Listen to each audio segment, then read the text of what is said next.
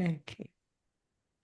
Hello, everyone. Welcome back to the Unfuck Your Money podcast. My name is Nadine Zamot. I am a somatic healing practitioner and a money coach. Today, I've got a special guest with me, Veronica Rottman.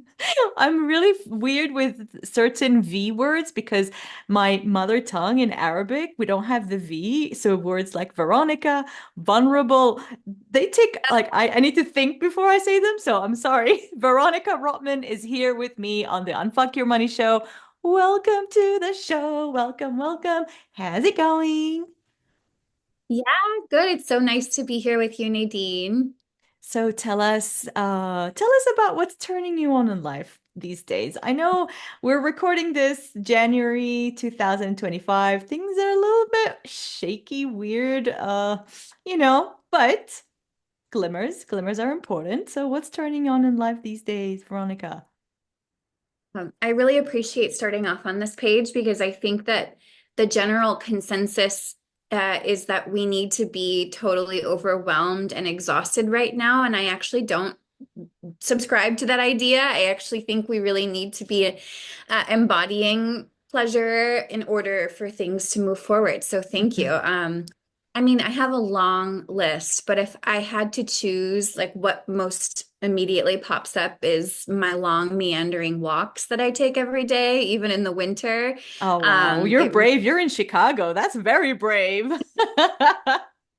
Yeah, you're just, I think, built differently when you've lived through these winters for a long time. I And see. yeah, my long walks where I just get to, take in the trees and the wind blowing through the canopy of the trees, like that just really centers me in a way that keeps me, in my body and Yeah. uh, in alignment with, a level of peace amidst disorientation. Disorientation is a good word for what's going on. So I was telling Veronica before we hit record that even though I have a long list of like interviews that are lined up for the podcast, I really wanted to prioritize this and publish it as soon as possible because you're so right. The general consensus is like overwhelm and blah blah blah, and everybody has an opinion. Everybody's entitled to an opinion, but when we're online and when we're around people, when we're at the supermarket, when we're doing day-to-day lives, and we're seeing scarcity, we're seeing fear, we're seeing all that, it will affect us. It doesn't matter how resilient we are. Like the whole idea of like you're resilient and you're not supposed to be affected, that's bullshit.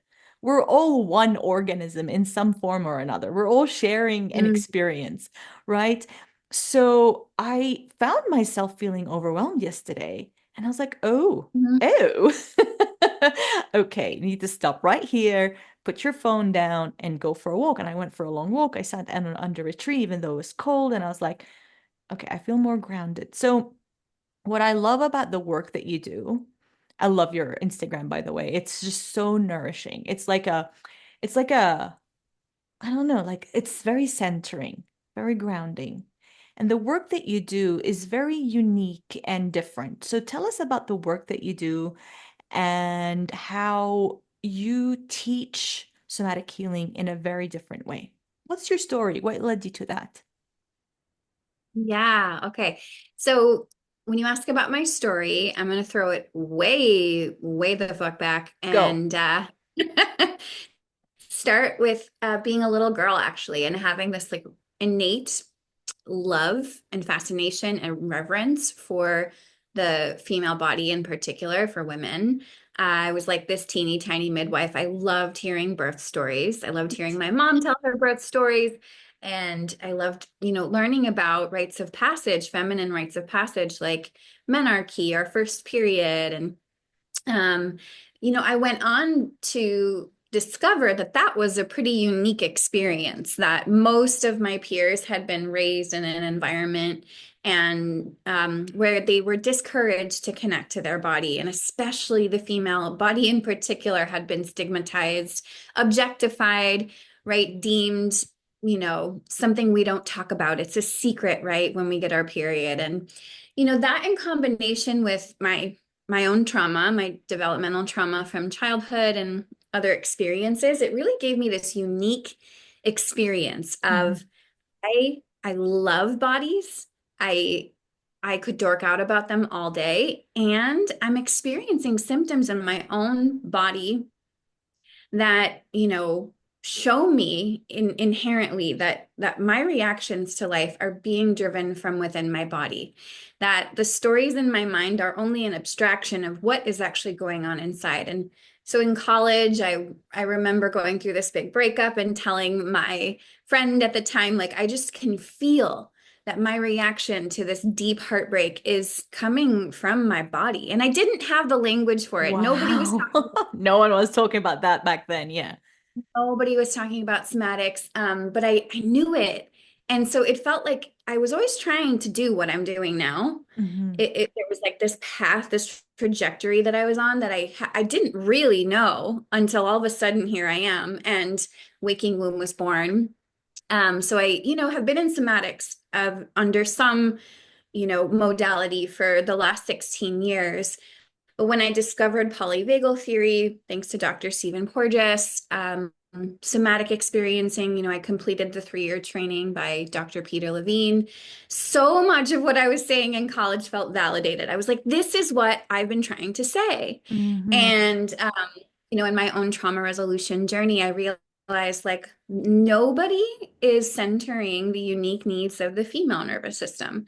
I had a background in birth work and holistic pelvic care and menstrual cycle embodiment, and nobody was bringing that to the forefront, even in my formal 3-year education. Hmm. Hmm. So I'm really passionate about that and did my own research and then also a training with Dr. Kayla Osteroff, who is closing the gender gap in research. She's amazing. Nice. And my methodology is this integration of, everything I've learned and the research we finally have on the female nervous system because we experience trauma differently and we heal trauma differently. So Oh, yeah, I that's kind can't of the wait. gist of it.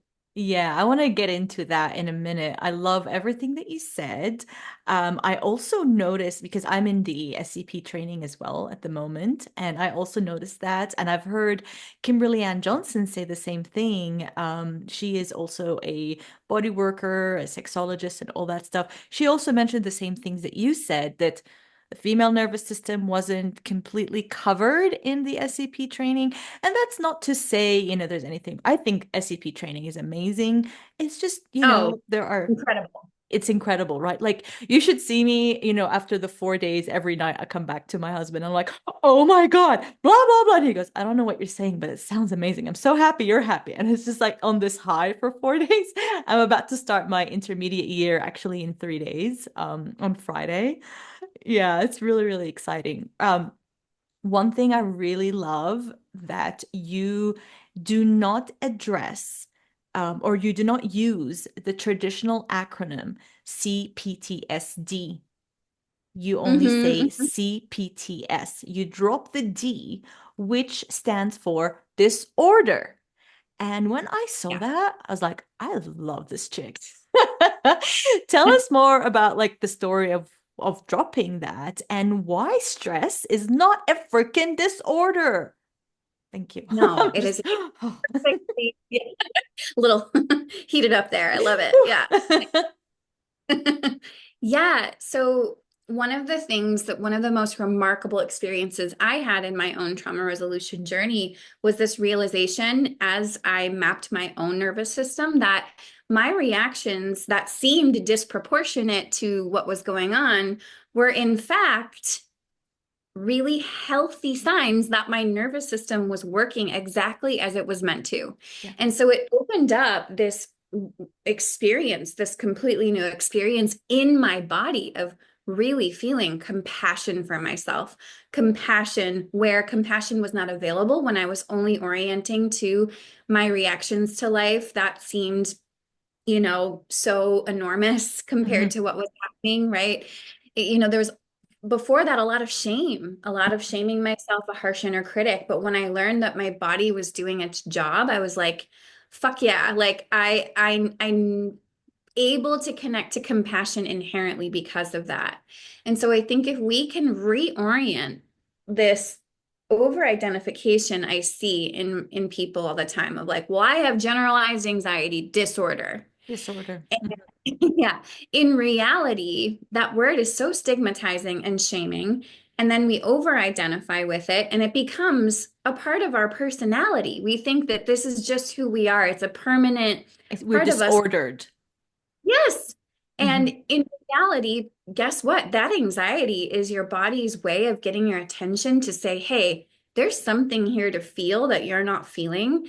And that anxiety is actually going to be one of your deepest allies in your healing journey. And so, if we can reorient to what we call disorders as instead nervous system responses, it frees up so much of the shame and stigmatization. And then also this attachment to like, I think over time it's like, I need my anxiety to feel like myself. And it's not just anxiety. I'm talking about all this depression, even physical symptoms, chronic pain. We can easily over identify with them and also feel ashamed about them. So just kind of untangling those Hmm. associations by dropping the D, I think is, one step forward. Yeah. Yeah, I agree with you. So, my personal history, as I shared with you a minute ago, like before we hit record or even after, I grew up in Jordan and it was in the 80s. And like speaking of stigmatizing the female body, like that was I don't know, like I felt ashamed when I got my Mhm. period. I'm not Mhm. Muslim, but the general culture in Jordan is Muslim, and my Muslim friends would be told that they're not even allowed to pray when they're on their periods because, it makes them unpure. Right. And I Mhm. feel like I felt so dirty when I had my period because that was the cultural, kind of belief. And then on my healing journey, on my resolution journey, and all that now I live in the US, I lived in Australia before that, in France, blah, blah, blah. I never identified as somebody that carries so much shame around my gender, around my body, around my breasts, around having a butt, around having a period, around having a female voice, not like a tough male voice. Because back in Jordan, you needed to be the least feminine possible to be safe. Mm. Like when went to uni, I would go in a bus, public transport, and I needed to dress like a man. I needed none of my female contours to show, just to be Mm. safe and speak like a man and swear like a man, so everybody just leaves me the fuck alone. And these layers of shame are just so like they're shedding, they're going away, but it was just so what's the word? Like confronting how much Mhm. shame I carry. Even Hmm. though like I didn't think so, but the layer of shame is just there. It's crazy. It is just there. It's so pervasive and insidious Hmm. that oftentimes it's kind of baked into our sense of self. I think if it's Yeah. been there from a young age, coming at us from so many different layers, like there's just unfortunately this sense of self being shaped by shame. Yeah. And so I fully understand that. And I see my clients struggle with shame. I actually in my programs make sure I spend a robust amount of time talking about chronic shame Yeah. because research now that says women experience it more intensely than Hmm. men. I If bet we yeah, we do. I bet we do. Yeah. and it's yes, it's very cultural, of course. We're inundated with messages from the patriarchy to devalue ourselves, devalue our body, our experience in the world. And there are physiological markers of how we experience shame differently. So, in the female nervous system, we are disproportionately impacted by the ventral vagal system, by the Hmm. social nervous system. Because we evolved as a human species beyond just the dorsal or sympathetic response through mammalian bonding. And mammalian bonding happened primarily through mother-baby bonding in Hmm. mammals. Hmm. And so our bodies, women's nervous systems, are impacted more by things like estrogen. We have more estrogen. Our nervous system regulates more through oxytocin, which are both pro-social hormones. Uh, and so we have this hyper attunement typically to do I belong or not belong here, Yeah. which if you get stuck in the, oh, I don't belong here, at some point, shame is going to flood your sense of self. And, that leads to perfectionism and all these other Mm. things. So, yeah, I'm so Yeah. glad you. Yeah. Well, the other thing that I had shame around is my anger. So my coping mechanism, I don't like that word. The way that I survived my father and the way that I survived my culture back in Jordan was by being angry, by being scary, right? Because I'm short and I'm small, but I thought that, well, I believed and it worked, that the louder I am, the more masculine I am, the more angry I am, and masculine and angry are not the same thing, but like by being like rough and also angry, that's how my parents would listen to me. That's how the Arabs, the Arab men around me would not say, oh, she's just a woman. So I had a lot of shame being angry because that is my Mm. default. I did not have access to grief for so long, even though I have a lot to be to be really sad and mad about. But I think until 2022, that's when the floods of my grief opened, and like from like, 40 years or so. But my go-to is always anger, and that was something I had a lot of shame about. And when I started my business in 2020, I showed up as the good girl. Like I made sure that no one knew that I loved like the way I am, and I was really, really like sweet and nice and fluffy online. And that's not me. That's another layer of shame that I had to shed. Of like, no, I'm not cute, Mm. but I presented as cute to cover the anger, or like the fact that I am angry when I see, or not angry, but I get aroused or activated when I see people, when I see inequality with money, when I see, the way that I work with money, it's irrelevant now, but it activated things in me, but I would repress it because of my shame. That's such a big Mm. thing, and I'm just happy to talk about it here because I'm sure other people also feel this way in at work, where they might revert to one kind of emotion and not the other because of that shame. Maybe it's with women, I feel like it's more being like nice and docile versus the anger. So I'm not usually the norm, but anyway, yeah. Yeah, it's so true. And I think that you bring up a really good point that like our nervous system will strategize in these highly adaptive Oh yeah. ways. Doesn't really care, what we want to be like. It's those protective mechanisms just kick in automatically. Hmm. And they're all really intelligent, right? If we like just kind of pause for a moment and Oh yeah. recognize, wow, that is so genius and brilliant of my system to go like, oh, it's not safe to feel your grief.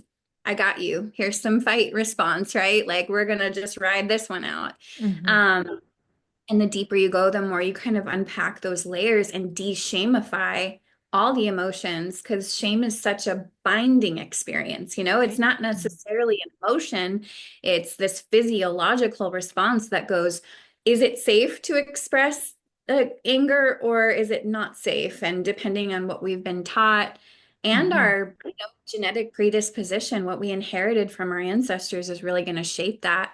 So, yeah.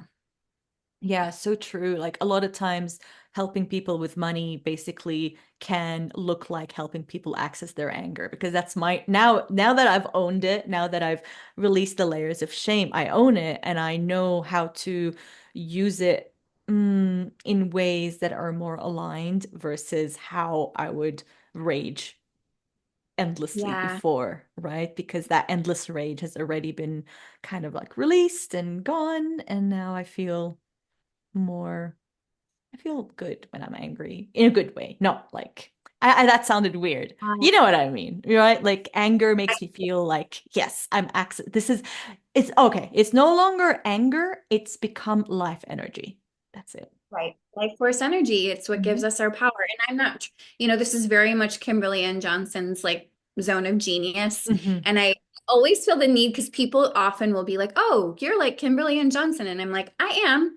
And I was very much on this path before I discovered her. I So get it. Yeah, yeah.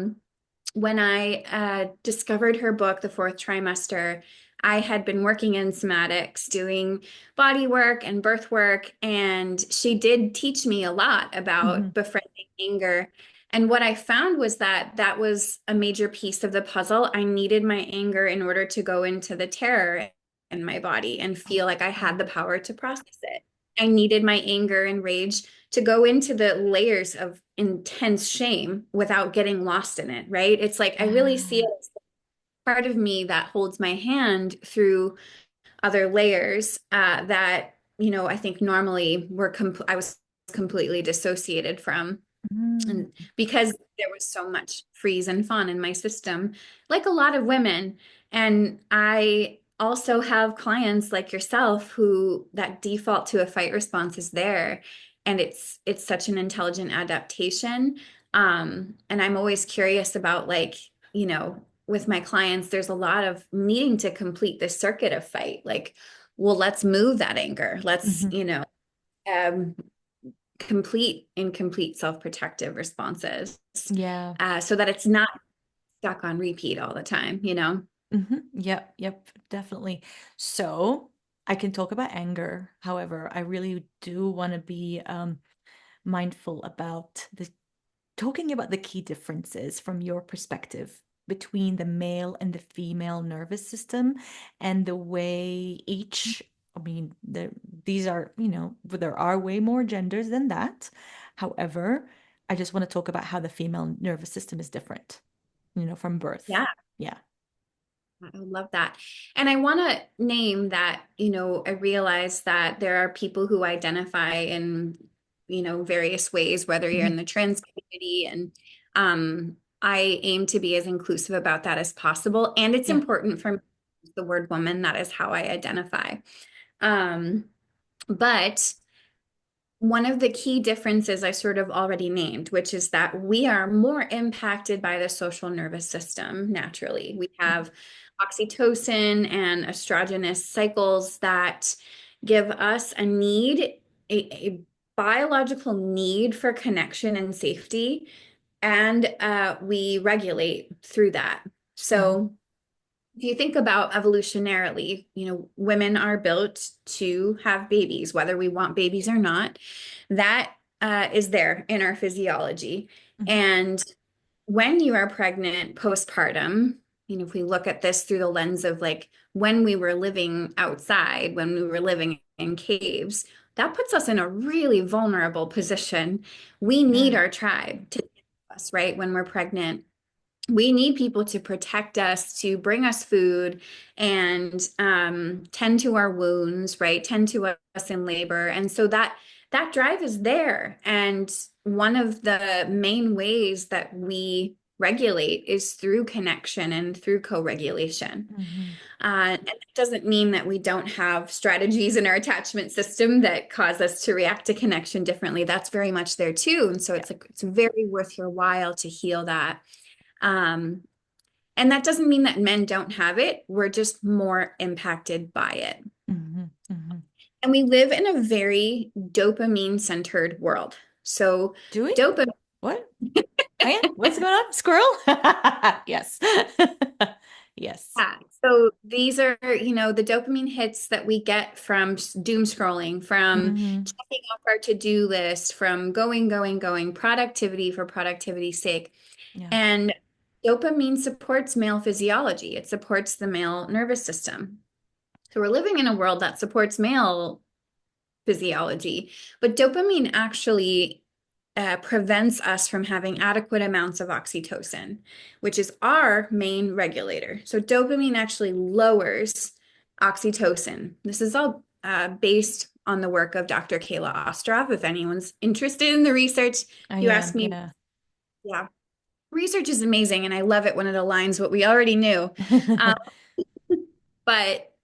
so in a dopamine centered world, one of the best things you can do is look at your schedule and go, where am I living a very dopamine driven life? And how can I lower those dopamine hits, slow down, and increase oxytocin, which is that experience of pleasure in the body and especially pleasure in connection, whether that's pleasure in connection with ourselves Mhm. through touch, through movement, through music, through walking outside, through cuddling with our cats, or touch with another human being, hugs, talking, co-regulating, dancing together, moving together, Yeah. making love, all these ways that we know we can increase oxytocin and therefore support the female nervous system.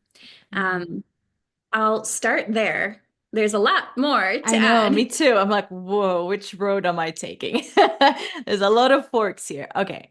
Wow. I love that so much. It validates a lot of things that I've been thinking about as well, especially from thinking about we're living in a capitalist world and it's becoming more and more and more overwhelmingly, increasingly overwhelming and prominent. Uh, And given all that, how do we take care of ourselves and each other in mm, these times? And, given that base knowledge mhm, for mhm. now. Yeah. Are you asking, just to clarify, more Mhm. so women or for everybody? Mm, so let's go with women for now. Yeah. I think that one of the best ways we can really create more safety for all of our women is to practice what I call womb co-regulation. So Mm, co-regulation is when two or more nervous systems find safety by being together. It's baked into our physiology. It's encoded in our muscles and our tissues to have that experience. And in a hyper independent world, we are starved for it. We're touch yep. starved, lonely. Loneliness is a huge epidemic. And for women, womb co-regulation is our body's longing, to bleed together, to birth together, human babies, and what we're co-creating, kind of like what we're doing now. Mhm. We really yearn for that on a physiological level, whether we're conscious of it or not. And in the programs and groups that I lead, I'm never not in awe of what that missing piece brings to women. This Wow. experience of witnessing each other, midwiving each other through rites of passage, whether it's our monthly cycle, whether it's motherhood or creating a business or perimenopause, menopause, we're really missing out on the eldership we used to get from women kind of holding our hand through these embodied rites of passage. And I think that's huge. There's so much that we're uncovering about what happens uh, in our cycle, not just from like a cycle syncing Yeah, biohacking. yeah, That's yeah. not And really. that's not what we're talking about here. Yeah. No, but to our actual nervous system in terms of sympathetic and parasympathetic dominance, heart rate variability, that needs to be considered in trauma resolution and really in any modality. I mean, one of the things I always say is like, make sure your providers are asking you where you're at in your cycle. And Mhm. it's maybe not that shocking to hear this, but most providers are not asking women these questions.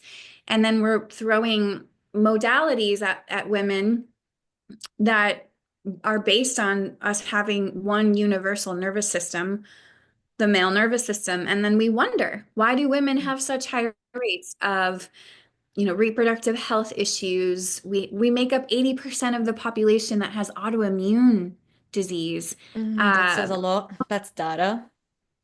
yes, much higher rates of anxiety, depression. So um, making sure that we ask each other and that our providers are asking us, where are you at in your cycle, on your perimenopause journey, postpartum, whatever it is. And that really, we always ask women if they're pregnant. Why aren't Yeah. we asking where, if they're bleeding or not? Like that matters.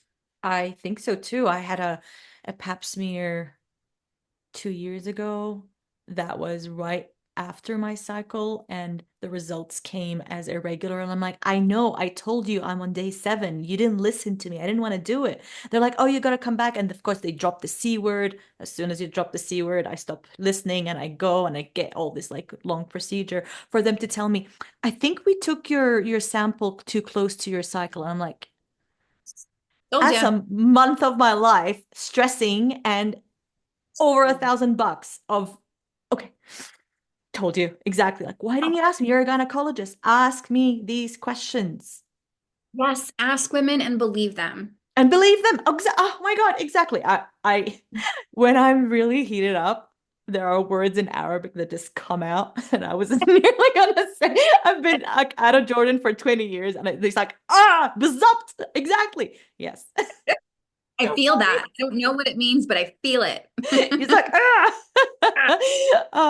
so we know that nervous system regulation shows up as physical symptoms. What Mhm. physical symptoms or physical effects do you commonly see in women you work with, and how can we work with the nervous system to hack them? I'm kidding. To help resolve them. I'm joking, hack. The funny word. Yeah. So the common physical symptoms that I see are, a lot of my trauma manifested in cycle symptoms that no doctor Mhm, could explain. I had premenstrual dysphoric disorder. That's one that I see a lot, or PMS. Yeah, mhm, mood mhm. swings. Same. Primarily considered like, oh, this is a hormonal issue because a hypermasculine approach to the body says everything is separate in categories and not related. In a feminine approach to life, to embodiment, we see that everything is related and connected, and that there's more continuity in the body versus separate and isolate, right? Mhm, And so what I found was that in healing my cycle symptoms, the PMDD, the debilitating pain, pelvic pain, menstrual pain, gut health issues. I was handed birth control that made everything worse for me. I couldn't take it. And this was in like college, this was a long time ago. I was always looked at weird for not taking the pill. Like it just felt like everybody else could take it. And I was like, I physically feel ill and like I'm going insane when I'm on the pill. So I couldn't take it. Turns out years later, we find out all of this research on how the pill is really working against us. I won't go down that rabbit hole, but it's, Not today. look,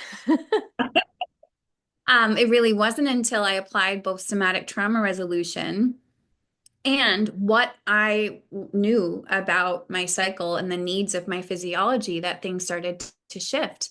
Mhm. And so this is something that I am very focused on, but I also work closely with women who have pelvic floor pain and dysfunction, Mm, typically from trauma. And a lot of the time it is from sexual boundary violations, which is, another area of specialty that I focus on. And our pelvic floor, it really needs to be included in our embodiment. So many of us are dissociated from it. So those would be two that stand out. But like I said, women are suffering at a much higher rates from many different symptoms. So there's like a wide variety. Yeah. yeah, I feel like I actually went through many of the things that you mentioned with PMDD and a lot of stuff, but it really helped me doing being on a somatic healing journey.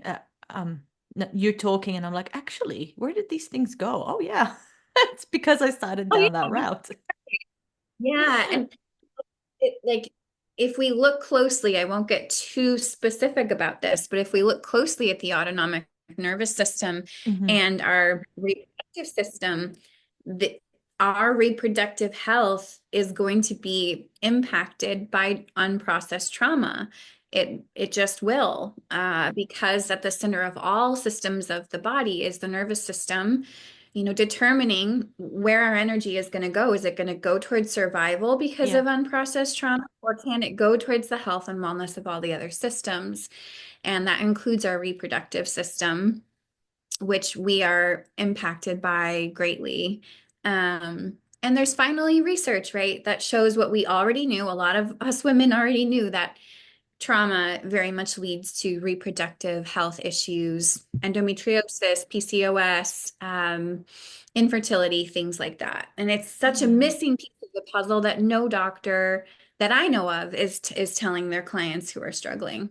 Yeah, what a shame. How sad, right? Like I've seen Mhm. so many friends and people close to me struggling through PCOS and being told you just need to suffer through it or go on birth control or Mhm. without yeah.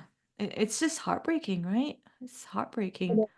It is, and it also, lights a fire inside of me to really change that and, Mhm. spread this information. So thank you for giving me an opportunity to do that. Yeah. Yeah, of course.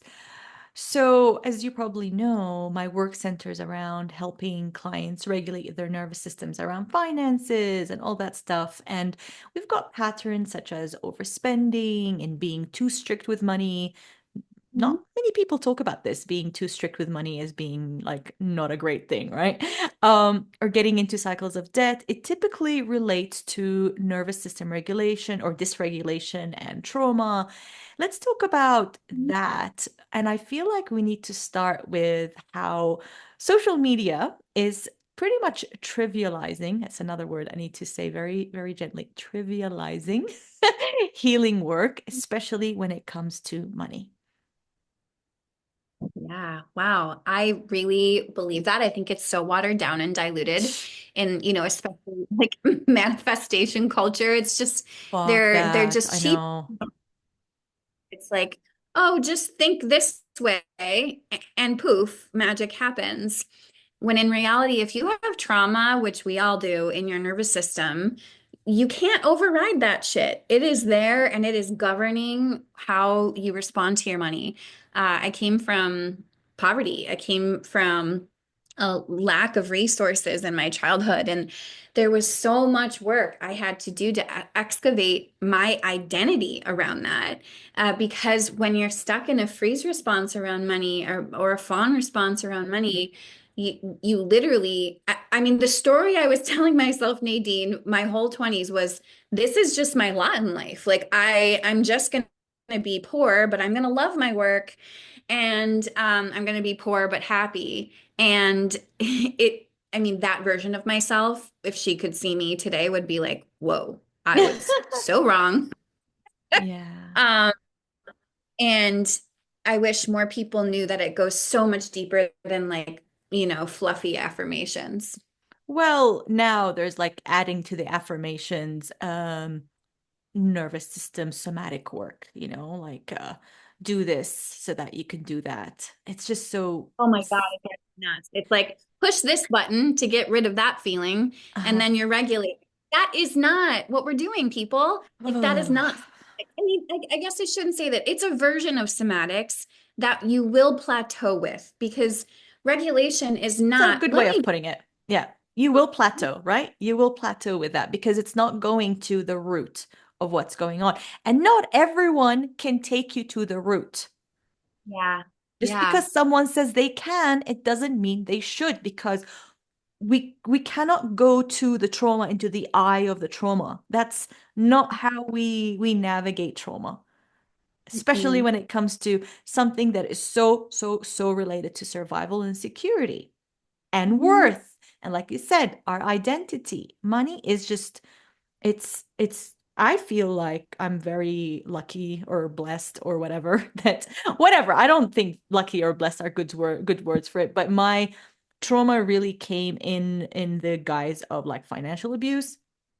That's why I Mm. went very deep into money and why I say I'm lucky or whatever. It's because I can artfully navigate icky, hairy money stuff with such sensitivity and compassion because I've been through it all. But what I cannot stand to see is how people that come from a completely different background, that have completely different money story to you, tell you, just do this, babe.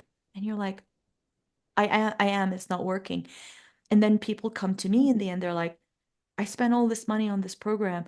it's working for everyone, but not for me. What's wrong with me? So not Mhm. only are they out of pocket and probably in debt, but they are riddled with self-doubt when they have entered it under the guise of like, this is going to take away all my financial worries and I'm going to sustain and I'm going to feed my family. And people have taken like second mortgages to do that sometimes. Mhm. It's Mhm. heartbreaking. That is heartbreaking. And unfortunately, I see a lot of people making money off of other people who are falling for that. And there really needs to be more consciousness around this conversation because it's such a vulnerable place to be, Yeah. too. You really have to hold it with tenderness. So I really appreciate your approach. Yeah. So, with with a female nervous system, or to those of us who menstruate, it can really impact or influence our money habits at different points throughout the cycle. For example, me, on days 13 to 16, I can spend thousands of dollars. Like, if I don't stop myself, I could just spend and spend and spend. But at other parts of my cycle, I'm more like, do not spend any money. So, what are your thoughts on that? Oh, yeah, that's so fascinating. I mean, I often feel like even my attachment style changes with each cycle too. Like Yeah, sometimes I'm like, definitely.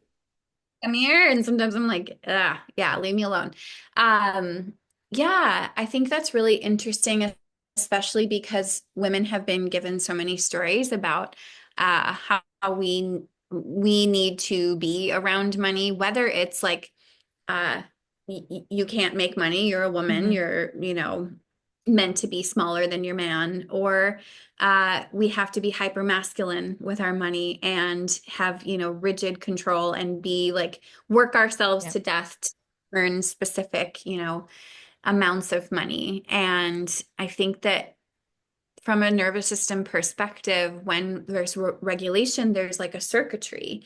Money can flow, right? Just like our cycle, when we embody it, it flows and we're flowing with it. And so I wish more women knew that they can harness the powers of their cycle to co-create a relationship with money that is abundant, that is flowing, that is moving. It's not, these really polarized, like, I'm going to make a bunch of money and spend it all because my idea of how much I should have is less, Hmm. right? Hmm. Story. Or, yeah, I've totally been the person who can afford what they're about to pay for at Target, but I have it programmed in my head from being poor when I was little that I have to like remove a few things. And I'm like, Right. what? Yeah. I can afford this. Why am it's just this habit I have of like, got to take some stuff out because I'm not supposed to spend this much. Um, when in reality, that's sort of like really limiting myself and keeping myself adhered to this story of, yeah, scarcity. Yeah. Mm. I have so much to say about that. Shit. So much to say about that. Like my mind went here and then here and yeah, like just having that blueprint of scarcity. And another thing that I wanted to say is that I'm really gonna miss my period when it's gone in menopause. Like so many people, especially, I feel the sorry, same way. And you feel? think it's more rare to feel that way. Like Yeah. when I tell people, my mom friends or whoever is like that, I just got my period. They're like, oh, and I'm like, no, Like, this no. this is a cleansing. I'm celebrating because I'm no longer, in late luteal, which is a whole ride. And so I really appreciate you saying that this is something I'm gonna miss too. And I'm like Mhm. preemptively like, oh wow, it's gonna be a whole thing. Yeah, yeah. Yeah. Thank So many of my friends that are in like their postmenopause, they're like, oh, it's freedom. I'm like, but I'm you. gonna really miss it. Like it's my friend. It's like I don't know how to explain it. It's like me and my period are buddies. I don't know.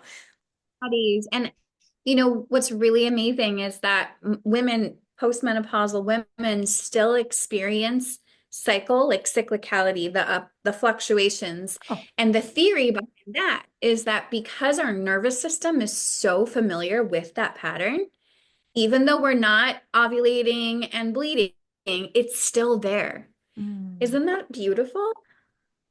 Now I'm having a wave of grief for what's coming in the next 10 years. Yeah. No, no. Yeah. I mean, I've been working with a perimenopause coach, and it's been wonderful.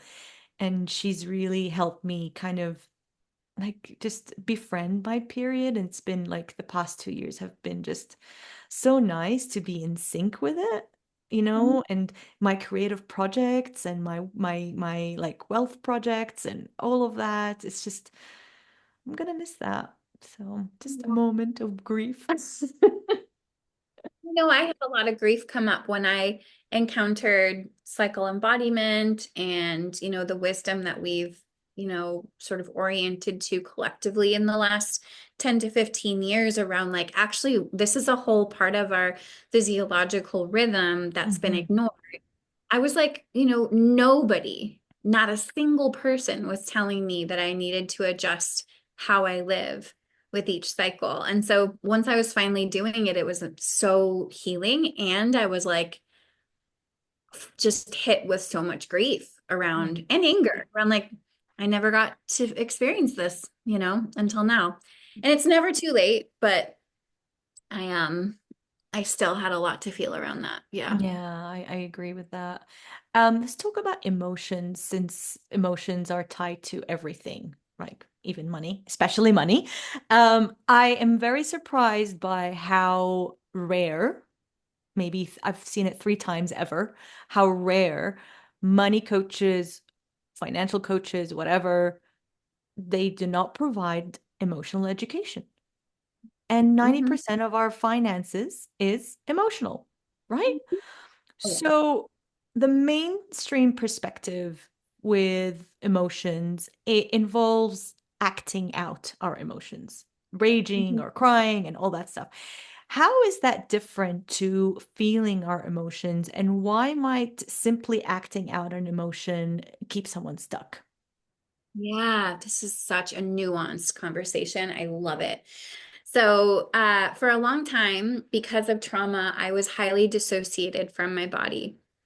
At the same time that I was dissociated, I knew that underneath dissociation in the nervous system, your system is using dissociation or numbness to take you out of your body, not just to take you out of it, but because there's so much to feel Too there. There's much. so much, yeah, that your body's like, all right, let me help you out so you can function. We're just gonna, leave the body. And I would occasionally cry my fucking eyes out. I would just cry and cry and cry. And yet I wasn't feeling anything. And some of you are going to hear this and be like, wait, what? So let me break it down. You can be emoting a lot, intensely, outrageously, and still not be feeling your feelings. It is very much a way for your nervous system to cope, Mhm. uh, to keep you from feeling, actually. So my tears were distracting me from what I actually needed to feel. I see it in my clients too, where I'm like, if there's constant crying, I'm not saying don't cry. Please do not. I am a crier. I love crying. Please cry Crier when, here too. Love crying. and if it's your default, if it's what you go to, even when you're angry, even when you're frustrated, irritated, afraid, I mean, I could go on and on. Typically, this is your nervous system going, let me take you out of the feeling by creating this parasympathetic release through your tear ducts. And it can feel like, oh, I'm feeling so much health and crying is good for you. It's healthy, but we're not feeling anything in our body and nothing is being digested. That all stays the same under the surface. There's all of this charge. You're just temporarily discharging through the eyes a little bit. Hmm. And so there's a big difference, right, between acting it out and actually feeling the sensations in your body. And what will happen is you'll feel them. And when you have the capacity to feel them, they activate and they deactivate. There is a rising and a decline. right? It's not going up, up, up, up, up till we explode and we're no longer feeling it. That's, I guess, how I would explain the difference.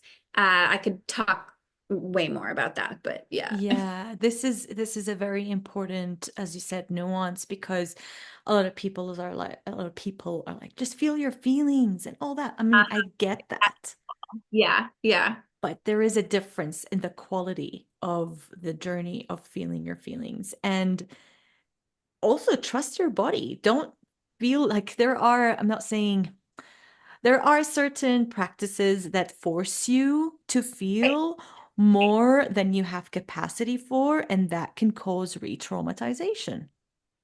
It really can. And yet we might be so dissociated in that re-traumatization that we don't know we're being re-traumatized. And then we wonder why down the line our symptoms come back. Mm-hmm. Yeah. Yeah, yeah, I know. So, just to wrap up, mm, I guess like I feel like what I would like people to take away from this really rich conversation, pun intended, haha, but for real, is I know that we're all going through a lot right now, and not just nationally, but on a global scale. And I feel like just from what you were saying and what I've learned from you over the past, hour or less is community is important. What else? Mhm. What should we prioritize right now instead of doom scroll? Sometimes, what should we prioritize right now, especially in these times? Yeah, I think just because the world around you is becoming increasingly disorienting doesn't mean you can't do the inner work to find a sense of orientation that keeps you. You don't need to be all blissed out and happy, but at least have a sense of connection to yourself, a connection to okayness Hmm. is something to strive for right now. It's not selfish to do the inner work to have that amidst the chaos. We actually need more people who can embody that Hmm. because that has a ripple effect in your communities. When you show up with that sense of okayness amidst all the disorientation, you invite other people into being okay as well.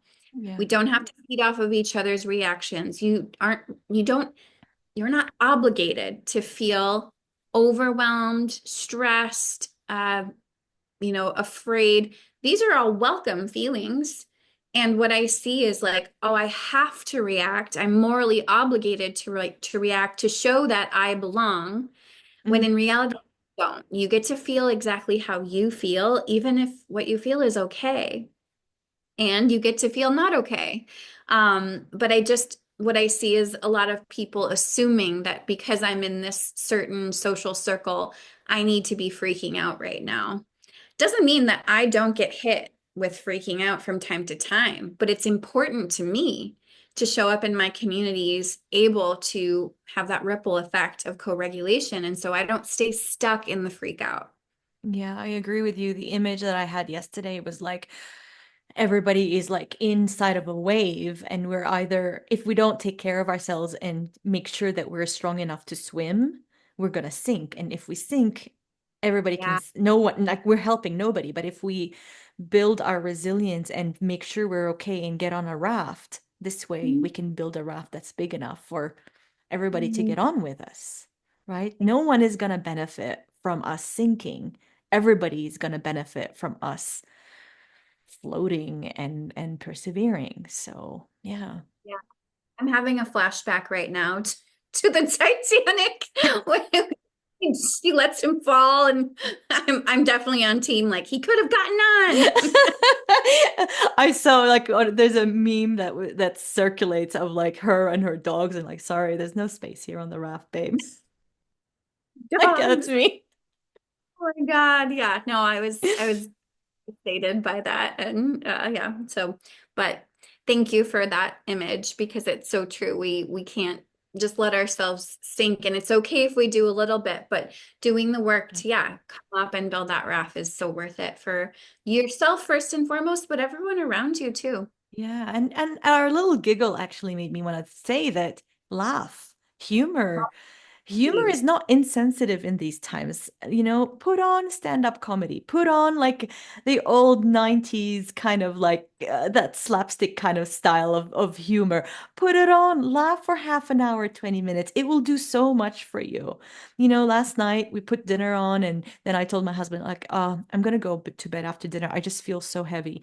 And we put something on that made me laugh, and I'm like, let's watch another episode, and then let's watch another one. And I started laughing, and I actually had really nice dreams, and I woke up feeling really resilient, and I held much better space for my clients this morning. And it's so important to take care of ourselves in these little ways and eat well, exercise well, get your fresh air, take care of yourself. We are doing no one a service by doom scrolling, or we can't change anything, but we can actually create small changes in our community. And by community, that might only mean your family, right? Or you and your pet, whatever it is, right? Totally. Yeah. Yeah. Well, thank you so much for coming on the show.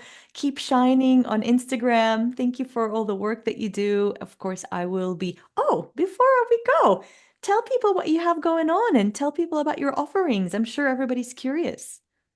Love to. So we're now enrolling people in my 10-week and year-long program continuously. So when Ah, you nice. start, get the full amount of live classes that you would need to complete my programs in Soma School. And this is all centered around somatics for the female nervous system. So, there are other teachers like me, but we're very far, there's not very many of us. Somatics is primarily based on the male body. So, if you would like to learn about your actual nervous system and how we heal trauma with more complexity, then Soma School is open. We'd love to hear from you. You can book a free exploratory call with me on my website. And come follow me at Waking Womb on Instagram. I will link all that below. You also have a retreat coming in Arizona, right?